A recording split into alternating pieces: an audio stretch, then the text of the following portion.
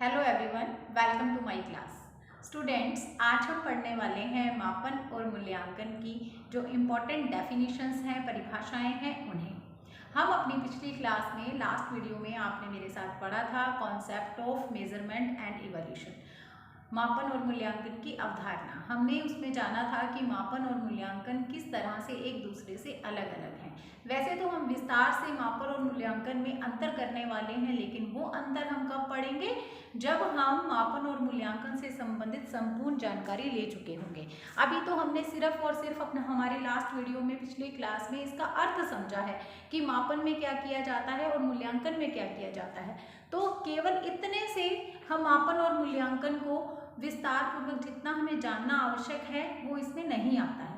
अभी इसके बारे में और बहुत सी चीज़ें हैं जो हमें जाननी होंगी। हमें मापन की विशेषताओं को देखना है, उसके क्षेत्र को देखना है, उसके प्रकारों को देखना है। इसी तरह से मूल्यांकन के अंतर्गत भी हमने केवल उसके अर्थ को ही जाना है। हमने मूल्यांकन की जो प्रकार होते हैं उस पर बात करनी है, उसकी विशेषताओं की बात करनी है।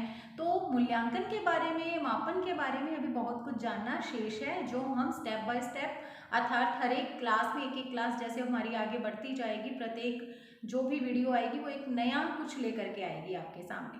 तो पार्ट 1 में आपने इसके जो कॉन्सेप्ट है अर्थात उसके जो मेन रूप से तो उसके मीनिंग को जान लिया है, और आज की क्लास में आप पढ़ने वाले हैं मेरे साथ इसकी परिभाषाएं, definitions of measurement and evaluation. चलिए स्टार्ट करते हैं इसके। आपके सामने यहाँ पे मैंने 4 डेफिनेशन लिख रखी हैं। ये 4 जो डेफिनेशंस हैं, परिभाषाएं हैं स्टूडेंट्स, ये डेफिनेशंस तो हैं ही, इसके साथ ही इनके अंदर जो बातें लिखी हुई हैं, चाहे वो मापन के बारे में, चाहे मूल्यांकन के बारे में, ये हमें मापन मूल्यांकन के कॉन्सेप्ट को जानने में और भी ज़्यादा मदद करने वाली हैं। हम इन्हें पढ़ेंगे तो इससे क्या होगा कि हमें और जो हमने कॉन्सेप्ट में जाना है ना लास्ट क्लास में, उससे भी ज़्यादा इनके बारे में कुछ नया पता चल सकता है। ठीक है, तो दोनों नज़रियों से ही हम हमेशा परिभाषाओं को पढ़ते हैं। एक तो ये होता है कि एग्जाम में डेफिनेशंस आ जाती हैं, चाहे हम सब्जेक्टिव एग्जाम देते हैं तब हमें अगर मापन या मूल्यांकन से संबंधित कुछ प्रश्न आता है तो ज़रूरी होता है या बहुत अच्छा होता है, ज़रूरी तो नहीं कहूँगी, बहुत अच्छा होता है, आपका प्रभाव बहुत अच्छा पड़ता है अगर आप आंसर देते समय परिभाषाएं भी लिख दें, 1-2 परिभाषाएं डाल दें। और इसके अतिरिक्त क्या होता है, जब हम कॉम्पिटिटिव एग्जाम के नज़रिए से इसको पढ़ते हैं तो एग्जाम में तो हमें पता ही है कॉम्पिटिशन्स के अंदर परिभाषा दे करके पूछा जाता है कि ये परिभाषा किसकी है, तब भी परिभाषाएं हमारे लिए इम्पॉर्टेंट हो जाएंगी पढ़नी। तो इस तरह से 2 चीज़ें हमेशा ज़रूरी हैं। एक तो हमें कॉन्सेप्ट जानने को मिलेगा और भी ज़्यादा कुछ जानने को मिलेगा, चाहे हम किसी की भी परिभाषाएं पढ़ें, और फिर परिभाषाएं अपने आप से तो इम्पोर्टेंट है ही। तो चलिए यहाँ पे 4 परिभाषाएं हैं आपके सामने, 2 मापन से संबंधित हैं और 2 मूल्यांकन से संबंधित हैं। तो चलिए इसे स्टार्ट करते हैं। सबसे पहली जो डेफिनेशन है आपके सामने वो है M.S. स्टीवेंस के अनुसार। M.S. स्टीवेंस के अनुसार क्या कहते हैं ये मापन के बारे में? मापन किन्हीं स्वीकृत नियमों के अनुसार वस्तुओं को अंक प्रदान करने की प्रक्रिया है। मापन किन्हीं स्वीकृत नियमों के अनुसार, स्वीकृत नियमों के अनुसार वस्तुओं को अंक प्रदान करने की प्रक्रिया है। अगर मैं इसको इंग्लिश में डिक्टेट करते हैं हम तो क्या निकलता है इसका मीनिंग स्टूडेंट्स, कि मापन क्या है? मापन है एक प्रोसेस, अर्थात इंग्लिश वर्जन जो इसका होगा, measurement is the process of assigning numbers to object according to certain agreed rules. ठीक है, मापन किन्हीं स्वीकृत नियमों के अनुसार वस्तुओं को अंक प्रदान करने की प्रक्रिया है। तो यहाँ पे क्या समझ में आया हमें? एक चीज तो ये समझ में आया कि मापन क्या चीज है, एक प्रक्रिया है, एक प्रोसेस है। ठीक है, एक प्रोसेस है। अब क्या है, इसमें वस्तुओं को अंक प्रदान करने किए जाते हैं या करने की प्रक्रिया है। तो हमने जो लास्ट क्लास में मैंने आपको बताया था ना कि मापन क्या करता है, संख्या या परिमाण से संबंधित होता है या संख्या या परिमाण को व्यक्त करता है। ठीक है, तो वही वाली बात यहाँ पे आ गई, लेकिन यहाँ पे एक चीज और आ गई है, किन्हीं स्वीकृत नियमों के अनुसार, यानी इसके लिए एक नियम, एक पर्टिकुलर नियम के अनुसार आप चलते हो। अब आप इसको ऐसे ही समझ लो, मापन में क्या किया मैंने, एक छोटे से आपको छोटे छोटे 2-4 उदाहरण दिए थे कि मान लीजिए आप कोई टेस्ट लेते हैं, तो टेस्ट लेने के जो मार्क्स हैं, मान लीजिए 10 नंबर का आपका टेस्ट है, 10 नंबर का आपने कुछ भी बच्चों की कोई भी परीक्षा ले ली है, तो उसमें जो मार्क्स आएंगे उसके लिए तो नियम फिक्स है ना कि आप चाहे बच्चा कितना भी अच्छा लिख ले, आप उस बच्चे को 10 में से 11 नंबर नहीं दे सकते हो। क्या ऐसा कर सकते हो आप कि आपको लगा कि बच्चे ने बहुत ही अच्छा लिख लिया है और आप बच्चे को 10 में से 11 दे सकते हो? नहीं दे सकते।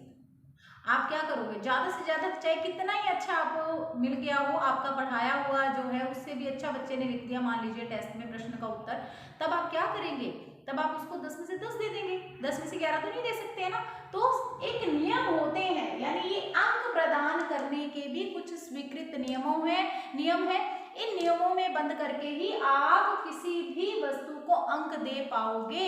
ऐसे नहीं है कि आप नियमों से बाहर जाकर के भी उसको अंक प्रदान कर सकते हो, ऐसा नहीं होता। ठीक है, तो मापन क्या है, स्वीकृत नियमों के अनुसार वस्तुओं को अंक प्रदान करने की एक प्रक्रिया है मापन। ठीक है, चलिए दूसरी डेफिनेशन की ओर बढ़ते हैं।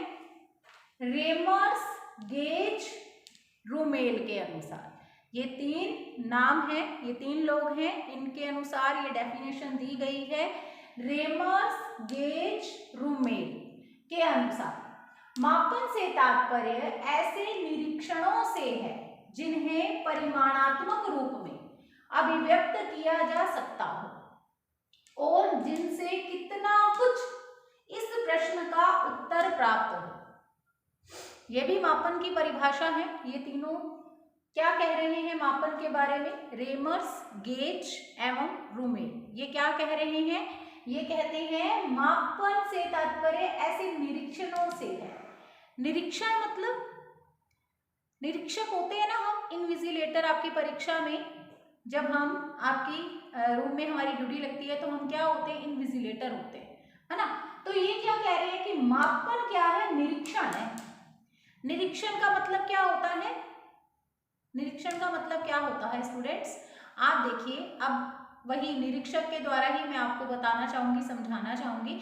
जो आपकी क्लास में परीक्षा के दौरान इन्विजिलेटर होता है वो आपको कोई सजेशंस नहीं देता है, उसका काम केवल और केवल वहां पर आपकी क्लास में ड्यूटी देने से मतलब कि आप परीक्षा में नकल ना करें, या आप ना करें मतलब कोई भी नकल नहीं करे, सब व्यवस्था बनी रहे, ये उसकी ड्यूटी होती है। वो आपकी कोई ऐसी वाली हेल्प करना चाहे, जैसे मान लीजिए वो आपको प्रश्न का उत्तर बताना चाहे तो वो नहीं बताएगा ना।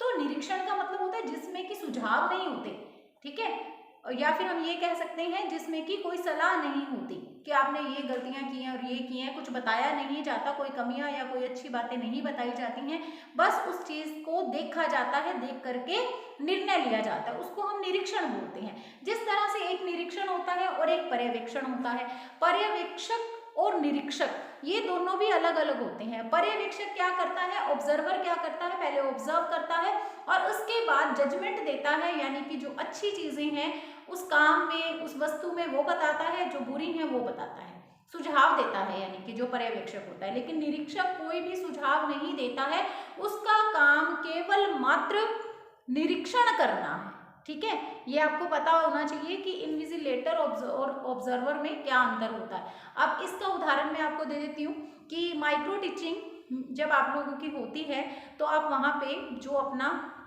सूक्ष्म पाठ योजना, ठीक है, वो बनाते हो आप, है ना। माइक्रो टीचिंग का जो लेसन प्लान बनाते हो एक छोटा सा, उसके अंदर आप लास्ट में जो सारणी बनाते हो, जो आपकी ऑब्जर्वर्स की जो सारणी बनती है, पर्यवेक्षक सारणी बनती है, उसमें नीचे आप क्या लिखते हो, पर्यवेक्षक हस्ताक्षर, पर्यवेक्षक टिप्पणी लिखते हो ना। इसका मतलब टिप्पणी का मतलब क्या है, उसमें हमें आपको सुझाव देने हैं, आपकी अच्छी बातें, आपके टीचिंग में जो भी प्लस पॉइंट थे या जो भी कमियां थी उसके बारे में आपको बताना है। तो ऑब्जर्वर जो होता है वो सुझाव भी देता है, वो अच्छी या बातें या फिर बुरी जो कमियां होती है उनके बारे में बताता है, यानी सलाह देता है, सुझाव देता है, सुधार की आपसे अपेक्षा रखता है। लेकिन जो निरीक्षक होता है उसका काम केवल मात्र ड्यूटी देना होता है, केवल देख करके निर्णय सुनाना होता है, जजमेंट करना होता है। ठीक है, तो यहाँ पे मापन क्या है, वो कह रहे हैं मापन से तात्पर्य ऐसे निरीक्षणों से है। तो यहाँ पे मापन के मतलब मैंने आपको कहा था परीक्षा से मतलब ले लीजिए, अगर टेस्ट से मतलब ले लीजिए, तो वहां पे आप या कोई भी टीचर क्या होता है, पर्यवेक्षक होता है या फिर इन्विजिलेटर होता है। तो यहाँ पे वो निरीक्षक ही बनता है। वो टेस्ट में कोई चीटिंग तो नहीं करवाएगा, हेल्प तो नहीं करेगा, ये तो नहीं बताएगा आपने प्रश्न का उत्तर गलत लिखा है आप उसको सही कर लो, नहीं करेगा ना, उसका काम नहीं है ये। वो क्या करता है, निरीक्षण का काम करता है, अर्थात उसका काम निरीक्षक का होता है। ठीक है, तो मापन में क्या होता है, निरीक्षण होता है, ना कि पर्यवेक्षण होता है। ठीक है, तो मापन क्या हो गया, निरीक्षण हो गया, जिन्हें परिमाणात्मक रूप में अभिव्यक्त किया जा सकता हो।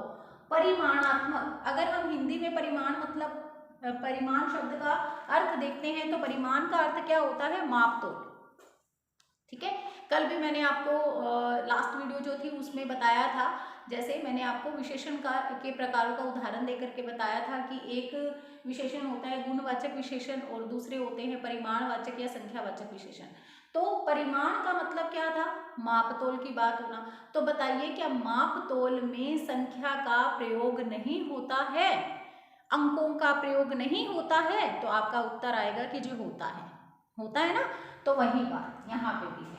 ठीक है, तो ये क्या कहते हैं, मापन से तात्पर्य ऐसे निरीक्षणों से है जिन्हें परिमाणात्मक रूप में अभिव्यक्त किया जा सकता हो, अर्थात संख्याओं में व्यक्त किया जा सकता हो, और जिनसे कितना कुछ इस प्रश्न का उत्तर प्राप्त हो। कितना कुछ, कल दो शब्द मैं लेकर के आई थी आपकी क्लास में, एक तो कितना और एक कितना से अधिक क्या मूल्य है, सर्कल भी किए थे मैंने। कॉन्सेप्ट से रिलेटेड वो क्लास आप ज़रूर देखिएगा, अगर आपने वो वीडियो नहीं देखी है तो उसको ज़रूर देखिएगा, क्योंकि वहाँ पे जो बेसिक हैं वो क्लियर हो जाएगा मापन और मूल्यांकन का आपका। ठीक है, तो देखिए यहाँ पे क्या है, कितना कुछ प्रश्न का उत्तर प्राप्त हो, यानी कि कितना का उत्तर किस में आता है, संख्या में आता है।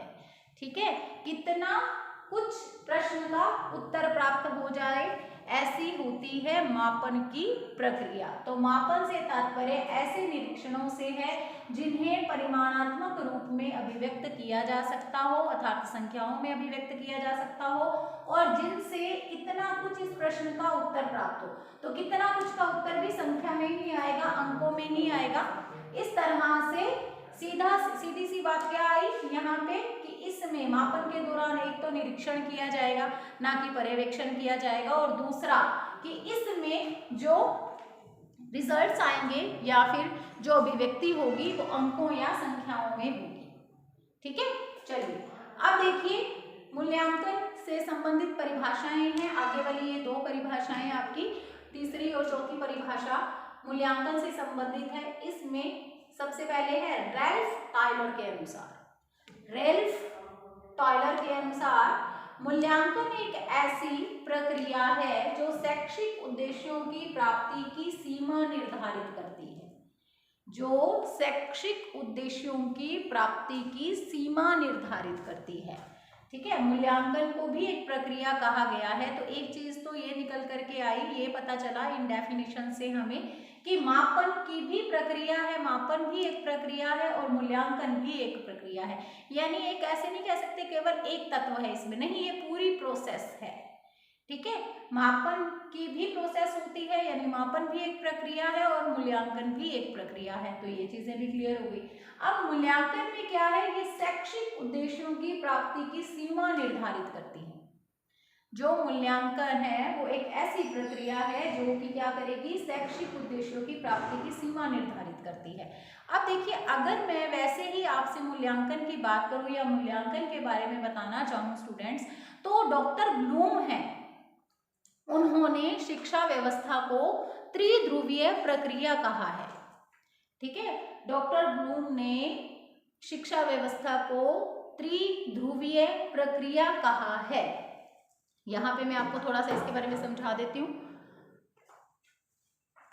यहाँ पे देखिए, ये जैसे ये एक ट्रायंगल बना दिया, ठीक है, त्रिध्रुवीय प्रक्रिया, ऐसा ही डॉक्टर ब्लूम ने बोला है,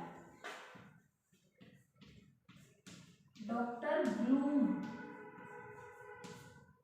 ठीक है, डॉक्टर ब्लूम है, इन्होंने शिक्षा व्यवस्था को त्रिध्रुवीय प्रक्रिया कहा। त्रिध्रुवीय मतलब 3 ध्रुव है, ये रहा और ये रहा, ठीक है। तो ये कहते हैं कि सबसे पहले तो शैक्षिक उद्देश्यों का निर्धारण होता है। मैं शॉर्ट में लिख रही हूं यहाँ पे,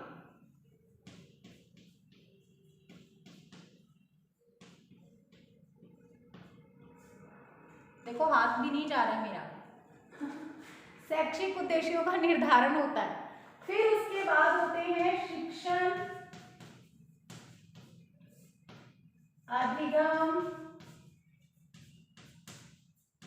अनुभव,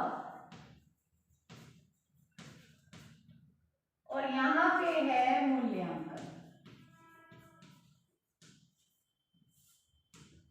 ठीक है। चलो लिख दिया, आपको समझाना जरूरी है, चाहे जैसे भी लिखा। देखो अब डॉक्टर ब्लूम क्या कर रहे हैं, ये शिक्षा व्यवस्था को त्रिध्रुवीय प्रक्रिया बता रहे हैं। 3 ध्रुव हैं, शैक्षिक उद्देश्यों का निर्धारण, शिक्षण, अधिगम, अनुभव और मूल्यांकन, आपके सामने है, ठीक है। अब आप ये देखिए इसका मतलब क्या निकलता है, डॉक्टर ब्लूम क्या कहना चाहते हैं। डॉक्टर ब्लूम ये कहना चाहते हैं कि जो शिक्षा व्यवस्था है उसमें ये 3 ध्रुव हैं जो काम करते हैं। हमेशा सबसे पहले उद्देश्यों का निर्धारण किया जाता है, यानी शिक्षा बच्चे को दी जा रही है, शिक्षा देने की विद्यालय में व्यवस्था की जा रही है, तो किन उद्देश्यों की प्राप्ति के लिए की जा रही है। देखिए हम कोई भी काम करते हैं तो सबसे पहले उद्देश्य ही निर्धारित होते हैं कि अच्छा ये काम कर रहे हैं तो क्यों कर रहे हैं, ठीक है। तो यहाँ पे सबसे पहले शैक्षिक उद्देश्यों का निर्धारण होगा, फिर इन शैक्षिक उद्देश्यों के आधार पर ही टीचर क्या कराएगा, टीचिंग कराएगा अर्थात शिक्षण कराएगा, और बच्चे क्या करेंगे, अधिगम, ठीक है, बच्चे सीखेंगे और अध्यापक सिखाएगा, यानी शिक्षण अधिगम होगा, दोनों के एक्सपीरियंसेस मिलेंगे, शिक्षण के भी अनुभव होंगे और अधिगम के भी अनुभव होंगे। और जब ये दोनों काम हो चुके होंगे, उद्देश्य हमारे निर्धारित हो गए, फिर उनके अनुसार हमने शिक्षण अधिगम की व्यवस्था कर दी, तो उसके बाद अब हम क्या करते हैं, मूल्यांकन करते हैं।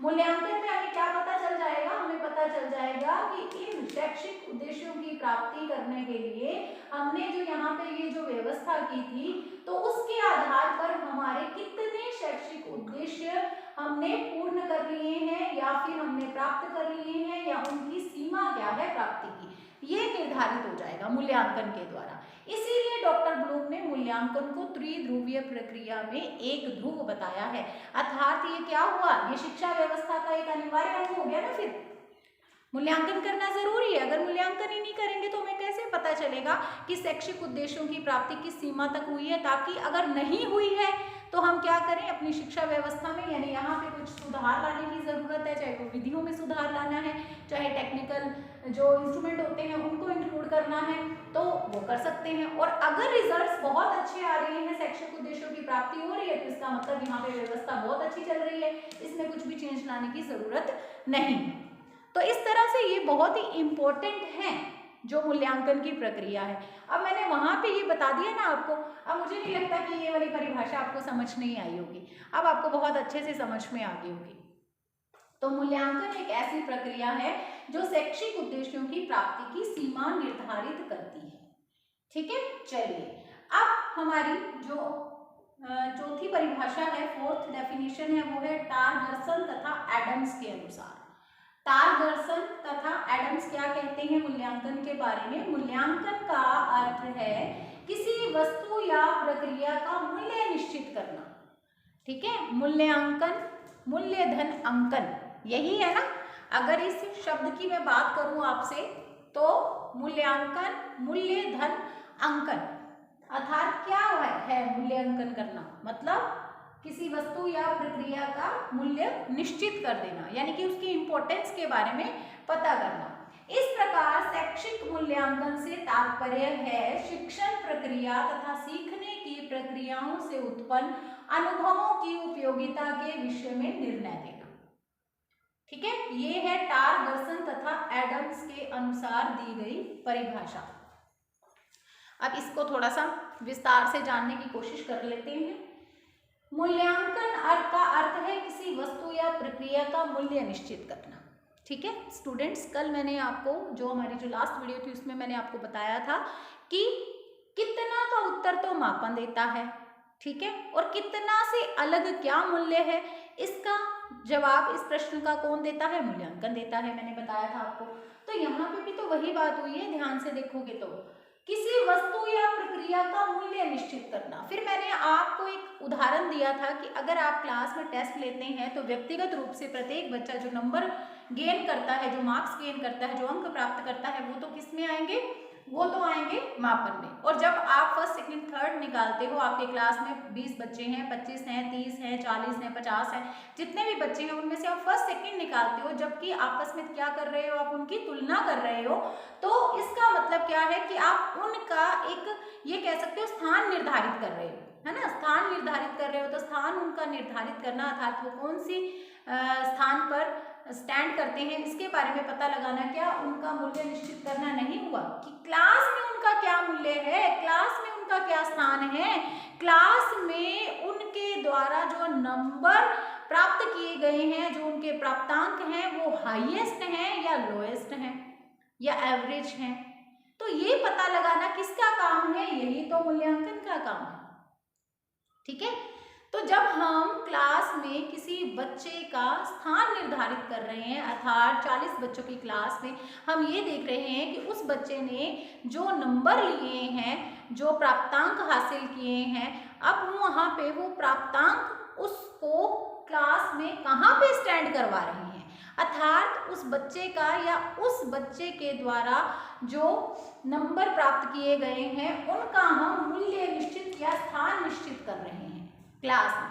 ठीक है, और फिर अगर शैक्षिक मूल्यांकन की बात करूं तो उसमें क्या होता है, शिक्षण प्रक्रिया तथा सीखने की प्रक्रियाओं से उत्पन्न अनुभवों की उपयोगिता के विषय में निर्णय देना, अर्थात बच्चे ने विद्यालय में जो शिक्षण प्रक्रिया की व्यवस्था की जाती है, जो बच्चे को सिखाने की जो व्यवस्था की जाती है, उससे बच्चे को जो अनुभव मिलेंगे वो कितने उपयोगी हैं, इस विषय में निर्णय लेने में मूल्यांकन हमारी मदद करेगा। अब यहाँ पे ये रहा ना शिक्षण अधिगम अनुभव, ऊपर ही बताया था। तो ये जो शिक्षण अधिगम अनुभव है, इनकी जो उपयोगिता है ना, इनकी उपयोगिता में अगर निर्णय लेना है इनके बारे में, इसकी उपयोगिता के बारे में, तो वही तो मूल्यांकन कहलाएगा।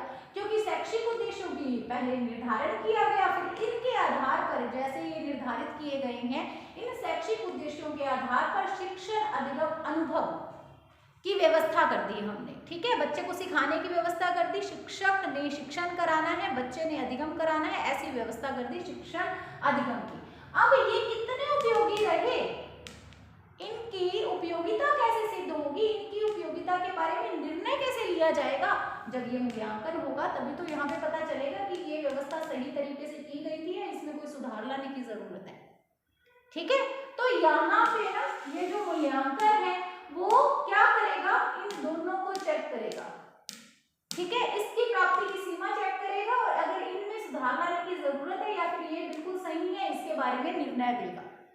तो ये बहुत ही इंपॉर्टेंट अंग अपने आप ही बन जाता है। इसीलिए जो मूल्यांकन की प्रक्रिया है उसको शिक्षा व्यवस्था की एक अनिवार्य प्रक्रिया या अनिवार्य अंग या तीसरा ध्रुव माना जाता है। इसके बिना ये ट्रायंगल कंप्लीट नहीं होता, अधूरा है ये। ठीक है, तो मूल्यांकन के बिना जो शिक्षण व्यवस्था है वो सुचारू रूप से नहीं चल सकती है, या शैक्षिक उद्देश्यों की जो हम बात करते हैं प्राप्ति की, वो प्राप्त नहीं किए जा सकते हैं। ठीक है, तो ये हो गई हैं आज की क्लास में हमारी मापन और मूल्यांकन से संबंधित 4 डेफिनेशंस, 4 परिभाषाएं। ठीक है, ये 4 परिभाषाओं में, ये जो 4 परिभाषाएं उनमें से 2 मापन की हैं, 2 मूल्यांकन की हैं और चारों ही इम्पोर्टेंट थी, इसीलिए मैंने आपके सामने ये चारों प्रस्तुत कर दी हैं। इनके द्वारा हमारी डेफिनेशंस तो हमें पता चल ही गई हैं, जो इम्पोर्टेंट डेफिनेशन है। इसके साथ ही हमें बहुत कुछ मापन और मूल्यांकन के बारे में जानने को, इसके कॉन्सेप्ट के अंतर्गत भी नई चीज़ें पता चल गई हैं। तो ये सारी चीज़ें हमारी हेल्प करने वाली हैं इसके कॉन्सेप्ट को क्लियर करने में। ठीक है, तो आज की क्लास में हम इतना ही पढ़ेंगे और बाकी मैंने आपको बता दिया है, मापन और मूल्यांकन से संबंधित अभी बहुत कुछ जानना आपके लिए बाकी है। ठीक है, तो आगे की जो भी हमारी स्टडी है, जानकारी है, वो मिलेगी नेक्स्ट वीडियो में। Okay, tata, bye bye, God bless you.